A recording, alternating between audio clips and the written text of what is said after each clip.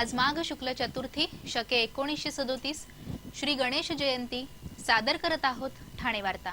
ठळक घडामोडी। ठाणे पोलीस आयुक्तालयात 116 सार्वजनिक तर 587 घरगुती माघी गणपतींची प्रतिष्ठापना। ज्युपिटर रुग्णालयातून फोर्टिस रुग्णालयात अवघ्या 9 मिनिटात हृदय पोचवून एका रुग्णाला जीवदान देण्यात यश। आणि ठाण्यात ठाणे आर्ट फेस्टिवल वरून संघर्ष, एम.ए. हुसेन यांच्या कलाकृती सादर करण्याला हिंदुत्ववादी संघटनांचा विरोध। या आणि इतर घडामोडी विस्तृतपणे पण काही क्षणातच। ठाणे वार्ता पहा श्रीस्थानक वाहिनीवर। आता सकाळी 9:15 पासून रात्री 9:15 पर्यंत ठाणे वार्ता, ठाण्यातील पहिलं दृकश्राव्य माध्यम। श्रीस्थानक वाहिनी ठाण्याची स्वतःची वाहिनी। ठाण्यातील घडामोडी, कार्यक्रम, वादविवाद, अगदी गाणी, नाटक याचा आनंद घर बसल्या पहा श्रीस्थानक वाहिनी। आपल्या ठाण्याचं हक्काचं व्यासपीठ श्रीस्थानक वाहिनी। ठाणे वार्ता आता संकेतस्थळावर देखील ठाणेवार्ता.com वर क्लिक करा आणि ठाण्याच्या घडामोडी जाणून घ्या। ठाण्यातील पहिलं ऑनलाईन माध्यम ठाणेवार्ता.com। नमस्कार मंडळी, दर रविवारी पाहायला विसरू नका। नमस्कार मंडळी, आपल्या प्रश्नांचं थेट उत्तर। ठाणे वार्ता पहा श्रीस्थानक वाहिनीवर। आता सकाळी 9:15 पासून रात्री 9:15 पर्यंत ठाणे वार्ता, ठाण्यातील पहिलं दृकश्राव्य माध्यम। आज श्री गणेश जयंती माघी गणेशोत्सवास आजपासून सुरुवात झाली। ठाणे पोलीस आयुक्तालयात 116 सार्वजनिक तर 587 घरगुती माघी गणपतींची प्रतिष्ठापना झाली आहे। श्री गणेश जयंती निमित्त ठिकठिकाणच्या गणेश मंदिरात आज भाविकांनी दर्शनासाठी अलोट गर्दी केल्याचं दिसत होतं। ठाण्यामध्ये कचराळी तलाव येथील श्री गौरीशंकर सिद्धिविनायक मंदिरातही माघी गणेशोत्सव साजरा केला जात आहे। ठाण्यामध्ये नौपाडा सार्वजनिक मंडळ, विष्णुनगर, बी केबिन, लोकमान्य नगर अशा विविध ठिकाणी माघी गणेशोत्सव साजरा होत आहे। नौपाडा सार्वजनिक गणेशोत्सव मंडळानं यंदा 85व्या वर्षात पदार्पण केलं असून 3 पिढ्यांचा गणेशोत्सव म्हणून साजरा होणाऱ्या या गणेशोत्सवातील गणपतीचं जल्लोषात आगमन झालं। 1931 साली हा गणेशोत्सव सुरू झाला। ठाणे पोलीस आयुक्तालयात ठाणे परिमंडळात 12 सार्वजनिक तर 88 घरगुती, भिवंडी परिमंडळात 4 सार्वजनिक तर 17 घरगुती, कल्याणमध्ये 42 सार्वजनिक तर 137 घरगुती, उल्हासनगरमध्ये 33 सार्वजनिक तर 70 घरगुती, वागळे परिमंडळात 25 सार्वजनिक तर 275 घरगुती गणपतींची प्रतिष्ठापना करण्यात आली आहे। ठाण्यात होणारे अखिल भारतीय नाट्य संमेलन 19 ते 21 फेब्रुवारी या कालावधीत होत असले तरी प्रथमच तब्बल 10 दिवस 8 ठिकाणी विविध कलाविष्कार रसिकांना पाहावयास मिळणार आहेत, अशी माहिती नाट्य परिषदेचे ठाणे शाखा अध्यक्ष खासदार राजन विचारे यांनी पत्रकार परिषदेत दिली। नाट्य दिंडी, महानाट्य, नाटके, परिसंवाद, कलावंत रजनी अशा भरगच्च कार्यक्रमांसह 3 दिवस पहाटे मासुंदा तलावातील तरंगत्या रंगमंचावर दिग्गजांचे गायन होणार असल्याचे विचारे यांनी सांगितले। 19 फेब्रुवारीला शिवसेना पक्षप्रमुख उद्धव ठाकरे यांच्या हस्ते या नाट्य संमेलनाचे उद्घाटन तर मुख्यमंत्री देवेंद्र फडणवीस यांच्या हस्ते समारोप होणार आहे। उद्घाटनाआधी ठाणे शहरातून नाट्यदिंडी काढण्यात येणार असून त्यात ठाणेकर, विद्यार्थी, वारकरी, विविध सामाजिक संस्था, लेझिम पथक तसेच आदिवासी बांधवही सहभागी होणार असून संमेलनाध्यक्ष गंगाराम गवाणकर यांची प्रकट मुलाखत सरचिटणीस दीपक करंजेकर घेणार आहेत। याशिवाय 12 ते 21 फेब्रुवारी या कालावधीत संमेलनपूर्व कार्यक्रमात 1 संगीत नाटक, 7 व्यावसायिक नाटके, 2 बालनाट्य, 2 लोकनाट्य, 2 संगीत रंगभूमी विषयक कार्यक्रम यासह वंचित मुलांचे कलाविष्कार आणि शिवजयंतीचे औचित्य साधून शिवसोहळा हे महानाट्य देखील सादर केले जाणार आहे। नाट्य परिषदेच्या विविध शाखांचे कार्यक्रम, मध्यवर्ती शाखेच्या विविध स्पर्धातल्या विजेत्या एकांकिका, चित्रफिती, परिसंवाद, बालनाट्य तसेच मध्यवर्ती शाखेची शिफारसपात्र नाटके, एकपात्री कार्यक्रम, खुले अधिवेशन, समारोप सोहळा आणि कलावंत रजनी हे कार्यक्रम होणार असल्याचं राजन विचारे यांनी सांगितलं। रेल्वे अपघातात ब्रेन डेड झालेल्या महिलेचे अवयवदान केल्यानंतर विविध अवयव गरजू रुग्णांना दिले, तर ठाण्याच्या ज्युपिटर रुग्णालयातून 12 किलोमीटरवर असलेल्या फोर्टिस रुग्णालयात अवघ्या 9 मिनिटात हृदय पोचवून एका रुग्णाला जीवदान देण्यात मुंबई आणि ठाणे पोलिसांनी उल्लेखनीय ठाणे येथे नेण्यात येणार असल्याचे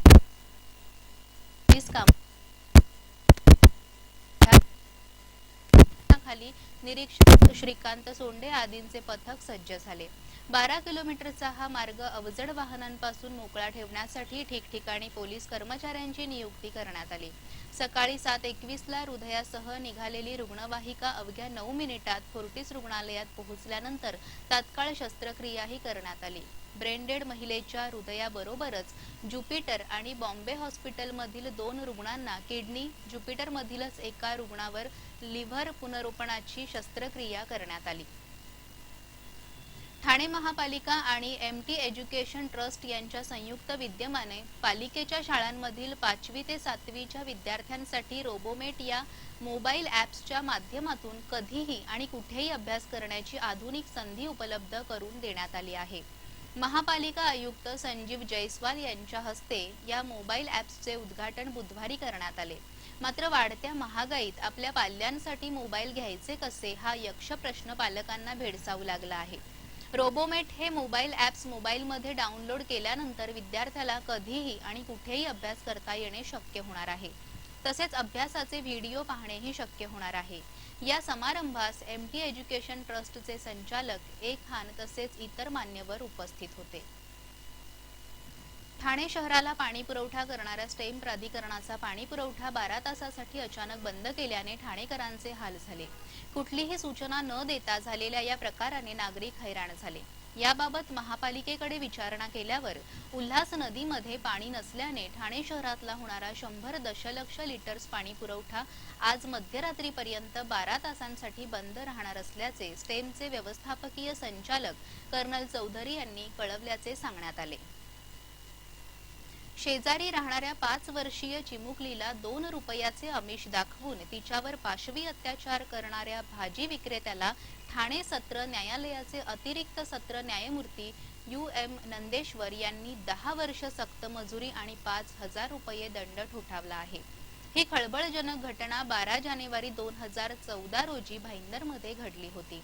भाईंदर उपनगरात शेजारी राहणारा नराधम मिथिलेश यादव भाजी विक्रेता आहे. 12 जानेवारी 2014 रोजी त्याने पीडित 5 वर्षीय मुलीला 2 रुपयांच्या नाण्याचे आमिष दाखवून तिच्या असहाय्यतेचा फायदा घेत आपल्या घरात तिच्यावर अत्याचार केला होता. मुलीच्या आईने मुलीला विश्वासात घेऊन घडलेला प्रकार स्थानिक पोलीस ठाण्यात कळवून गुन्हा दाखल केल्यानंतर यादव याला अटक झाली होती. पीडित मुलीची साक्ष ग्राह्य धरून न्यायमूर्ती नंदेश्वर यांनी मिथिलेश यादवला 10 वर्ष सक्त मजुरीची शिक्षा ठोठावली. या दाव्यात सरकारी वकील म्हणून एड रुमा नवले यांनी काम पाहिलं. ठाणे वार्ता पहा श्रीस्थानक वाहिनीवर. आता सकाळी 9:15 पासून रात्री 9:15 पर्यंत ठाणे वार्ता, ठाण्यातील पहिलं दृकश्राव्य माध्यम. आपला परिसर स्वच्छ आणि सुंदर ठेवण्यासाठी ठाणे महापालिकेत सहकार्य करा. ओला सुका कचरा वेगवेगळा जमा करा आणि रोगराईपासून मुक्तता मिळवा.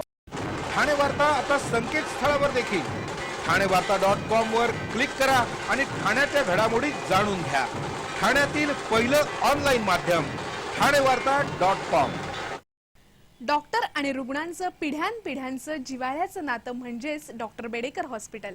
आता अत्याधुनिक सोयी सुविधा आणि तंत्रज्ञान युक्त वंध्यत्व निवारण केंद्रात IVF आणि टेस्ट ट्यूब बेबीचीही सुविधा. डॉक्टर बेडेकर हॉस्पिटल, महर्षी कर्वेपथ, ठाणे. 65 वर्षांची निरंतर सेवा.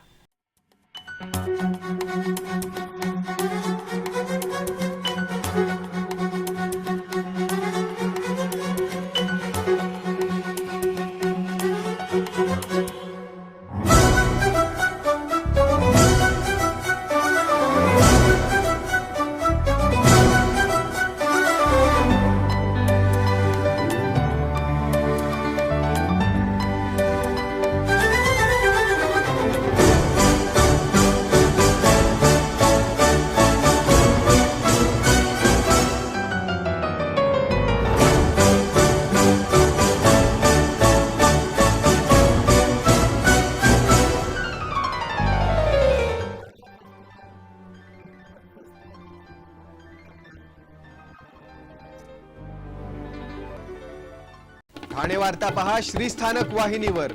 आता सकाळी 9:15 पासून रात्री 9:15 पर्यंत ठाणे वार्ता, ठाण्यातील पहिलं दृकश्राव्य माध्यम. ठाण्यात क्षुल्लक बाबीवरून संघर्ष छेडण्याची राजकीय पक्ष आणि हिंदू संघटनांमध्ये जणू अहमहमिकाच लागली आहे.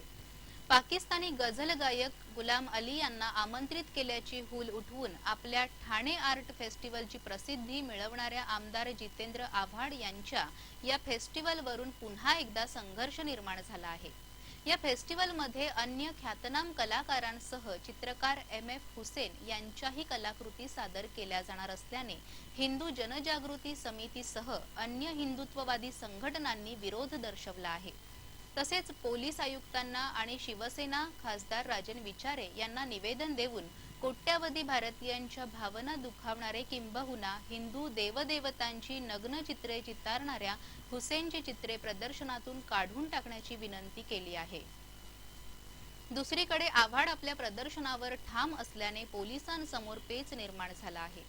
राष्ट्रवादीचे आमदार जितेंद्र आव्हाड यांच्या संघर्ष या संस्थेमार्फत कळवा येथे 11 ते 14 फेब्रुवारी दरम्यान होणाऱ्या या ठाणे आर्ट फेस्टिवल आयोजित केला आहे. या फेस्टिवलमध्ये कला, गायन, नृत्य, नाट्य, खेळ, फोटोग्राफी, 3D आर्ट गॅलरी, खाद्य स्टॉल्स यांची रेलचेल असणार असून ख्यातनाम चित्रकार एम.एफ. हुसेन यांच्यासह पिकासो, व्ही.एस. गायतोंडे, तय्यब मेहता, ए. पेस्टनजी, एम. आचरेकर, ए.आर. चगुताई, जे. सबवाला, रजा एस. चावडा अशा जागतिक दर्जाच्या चित्रकारांच्या चित्रांचेही प्रदर्शन मांडण्यात येणार आहे.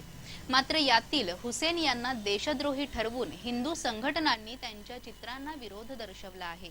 याच हुसेनने 26/11च्या हल्ल्यानंतर भारत मातेचे बीभत्स चित्र रेखाटले होते. किंबहुना हिंदू देवदेवतांची नग्न चित्रेही रेखाटल्याने त्यांच्यावर दावेही दाखल आहेत. त्यांचीच चित्रे प्रदर्शित करणे म्हणजे त्यांच्या चित्रांना मूकसंमती देण्यासारखे आहे. तेव्हा आव्हाड केवळ राजकीय पोळी भाजण्यासाठी वेळोवेळी अशा देशद्रोह्यांची भलामण करीत असल्याचा आरोप करत त्यांचा एवढाच पुळका असेल तर त्यांनी इथल्या गझल गायकांचे उदात्तीकरण करावे असा टोलाही डॉक्टर उदय धुरी यांनी एका पत्रकार परिषदेत लगावला. दरम्यान आपण सहिष्णू असल्याने शांततेच्या मार्गाने विरोध करणार असल्याचे ठामपणे सांगितले. फेस्टिवलची तयारी अंतिम टप्प्यात असतानाच हिंदुत्ववादी संघटनांनी एम.एफ. हुसेन यांच्या चित्रांना विरोध केला. याबाबत आमदार आव्हाड यांना छेडले असता त्यांनी हा फेस्टिवल करावा की करू नये असं म्हटलं असून उद्यापासून यांना विचारूनच चड्डी कोणती घालावी हेही ठरवावे लागेल अशी खिल्ली उडवली आहे. महाराष्ट्रात पहिल्यांदाच 10,000 कांदळवन वृक्ष लागवड करण्याचा कार्यक्रम ठाणे महानगरपालिकेने हाती घेतला असून आज महापौर संजय भाऊराव मोरे, उपमहापौर राजेंद्र साप्ते, विरोधी पक्षनेते संजय भोईर, पोलीस आयुक्त परमवीर सिंग, महापालिका आयुक्त संजीव जयस्वाल, जिल्हाधिकारी डॉक्टर अश्विनी जोशी या आदी मान्यवरांच्या हस्ते कोलशेत खाडी येथे कांदळवन वृक्ष लागवडीचा कार्यक्रम संपन्न झाला. महापालिका आयुक्त संजीव जयस्वाल यांच्या पुढाकाराने या वृक्ष लागवडीचा कार्यक्रम हाती घेण्यात आला असून कोलशेत खाडी किनारी एकूण 10,000 कांदळवन वृक्षांची लागवड 2 ते 3 आठवड्यात करण्यात येणार आहे. अशा पद्धतीने एवढ्या मोठ्या प्रमाणात कांदळवन वृक्ष लागवड करण्याचा महाराष्ट्रातील हा पहिलाच प्रयत्न आहे. महापालिका क्षेत्रात सुरू असलेल्या विविध विकास कामांची माहिती, कंत्राटदाराचे नाव, पूर्ण होण्याचा कालावधी, संबंधित अधिकाऱ्याचे नाव आदी संपूर्ण माहिती काम सुरू असलेल्या ठिकाणी लावण्याचे सक्त आदेश महापालिका आयुक्त संजीव जयस्वाल यांनी सर्व संबंधित अधिकाऱ्यांना दिले आहेत. नागरी संशोधन केंद्र येथे महापालिकेच्या आगामी अर्थसंकल्पाविषयी चर्चा करण्यासाठी आयोजित करण्यात आलेल्या सर्व विभाग प्रमुखांच्या बैठकीमध्ये त्यांनी हे आदेश दिले. महापालिका क्षेत्रात अनेक ठिकाणी महापालिकेची कामे सुरू आहेत. त्या सर्व ठिकाणी एका आठवड्यात कामाचे नाव, कार्यादेश दिल्याची तारीख, कामासाठी लागणारा कालावधी, काम पूर्ण कधी होणार त्याची तारीख, काम करणाऱ्या कंत्राटदाराचे नाव आणि संपर्क क्रमांक तसेच संबंधित अधिकाऱ्याचे नाव आदी तपशील ठिकाणी लावणे महापालिका आयुक्तांनी बंधनकारक केले आहेत.